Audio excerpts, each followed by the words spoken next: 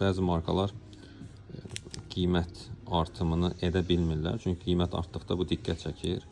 Ona görə məhsulun həcmini azaldırlar. Həcmi azalmış məhsulu da müştəri hər dəfə arxasına baxıb qramını məsəl üçün yoxlamır, ağlına gəlmir. Nə edirlər? Qablaşdırmada bəlkə də tam hiylə deyə bilmərik, amma ona bənzər bir şey edirlər. Misal üçün fikirləşirsən ki, bax bu məhsulun necə deyirlər, həcmi, yəni tam belə gözü. Bu hissədən bu hissəyə kimidir. Yəni bu hissədən bu hissəyə kimi onun uzunluğudur.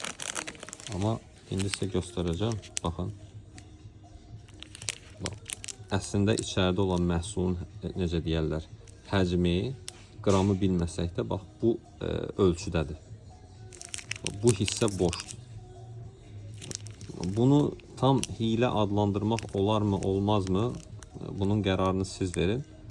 Amma bu insanları, müştərini xüsusən yanıldan bir amildir.